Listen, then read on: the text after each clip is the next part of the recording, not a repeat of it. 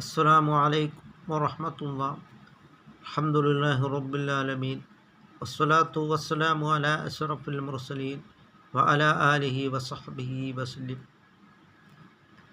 വല്ലദീന ആമനു അശദ്ദു ഹുബ്ബൻ ലില്ലാഹ്. സത്യവിശ്വാസികൾക്ക് ഏറ്റവും അധികം സ്നേഹമുള്ളത് അള്ളാഹുവിനോടാണ്. അതുകൊണ്ട് നാം അള്ളാഹുവിനെയാണ് ഒരു മുസ്ലിമായ മനുഷ്യൻ ഏറ്റവും അധികം സ്നേഹിക്കപ്പെടേണ്ടത്.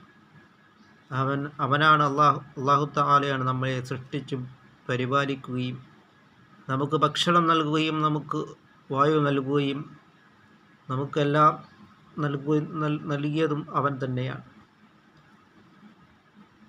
അങ്ങനെയുള്ള അള്ളാഹുവിനെയാണ് ഒരു മുഅ്മിനായ മനുഷ്യൻ, ഒരു മുസ്ലിമായ മനുഷ്യൻ ഏറ്റവും അധികം സ്നേഹിക്കപ്പെടേണ്ടത്.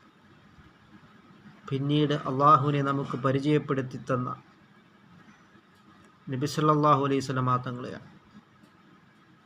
അഷ്ഹദു അല്ലാ ഇലാഹ ഇല്ലല്ലാഹു വ അഷ്ഹദു അന്ന മുഹമ്മദർ റസൂലുള്ളാഹ്. മുഹമ്മദ് നബി സല്ലല്ലാഹു അലൈഹി വസല്ലം തങ്ങളെ റസൂലായിട്ട് അംഗീകരിച്ചെങ്കിൽ മാത്രമേ നമ്മളുടെ ഷഹാദത്ത് സ്വീകാര്യമാകുകയുള്ളൂ.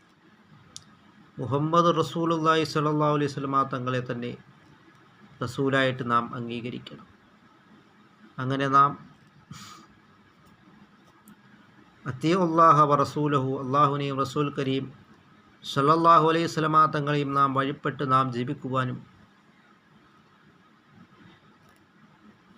ആമൻതു ബില്ലാ, അള്ളാഹുവിനെ കൊണ്ട് നാം വിശ്വസിക്കുകയും ചെയ്യുക.